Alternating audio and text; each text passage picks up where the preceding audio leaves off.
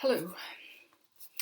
If I said to you, those aren't clouds on the horizon, but they're the shadow of an angel's wing. This was a line from a song that came to me yesterday after I had visited Aberdeen Crematorium to meet the manager and his team there. And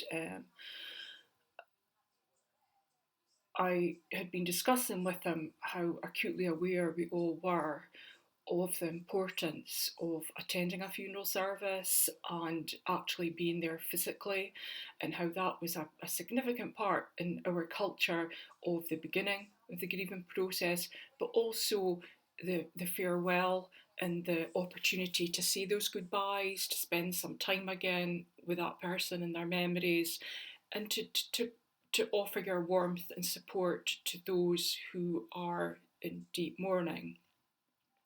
And there's no doubt that there has been a lot of cover from the media about how potentially damaging this might be. People who've just been unable to attend funerals of their loved ones, and it's without doubt it is tragic.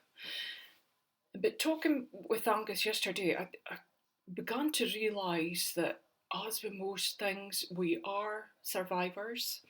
We do find a way, and it seems that there may be positives that have come from this too.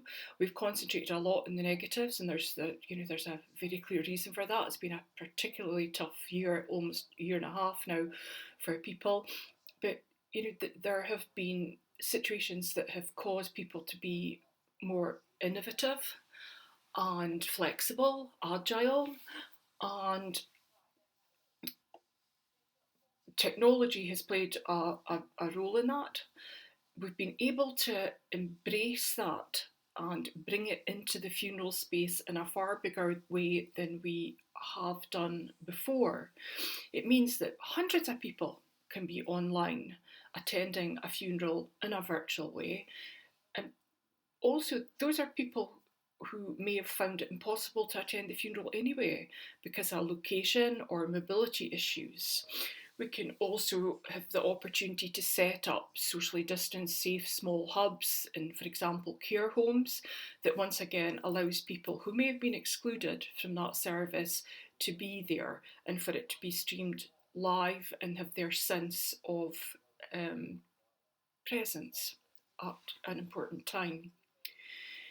There have been situations where people have been present from all over the world to one funeral, and those are people who would never have been able perhaps to travel for a funeral, short notice, cost, loads of reasons why geography would prevent somebody from travelling to a funeral.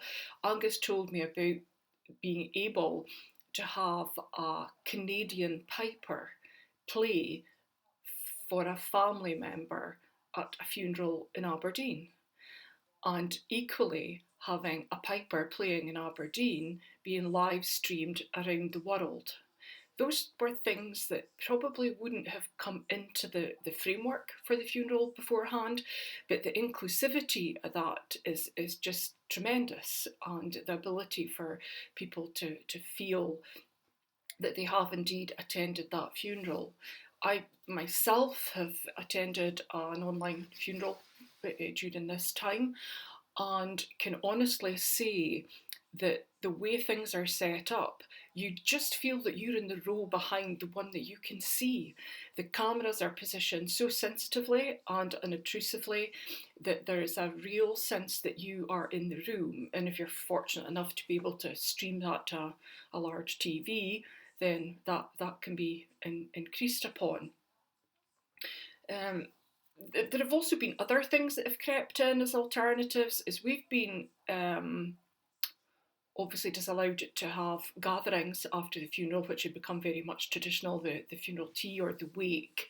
It has become possible to have a table set in the crematorium with like gift bags for those attending that contain cakes, finger buffet items, a miniature of a favourite tipple, a tea bag, a coffee sachet, but something that represents what might have been at the funeral tea. Yes, there is no question that those opportunities to mill around and chat and share memories have been limited to a great extent, and there is no doubt that human touch is probably the most predominant factor in the loss in relation to what the funeral had been able to support in the past. But the ability to bring the funeral to a wider audience is almost the irony, where in being restricted in our numbers, we're somehow able to expand on those numbers. And it makes one wonder that there are positives that have come from so many negatives the last year and a half, and we will be able to embrace these as we go forward, and hopefully we'll be able to have chapels full of people in person, but also be able to extend these services out worldwide in a way that we'd never done before. So I think it's important for us to remember that change is never easy, especially when it's not being forced upon us. And at a time like a funeral, there are lots of changes that people are adapting to, but some of them can be a positive experience and bring together families in ways that they may never have been brought together. So I applaud the staff at Aberdeen Crematorium, and I'm sure crematoriums around the country, for their ability to flex the arrangements and seek alternatives and allow people to have as full an experience as they possibly can. Well done, you guys.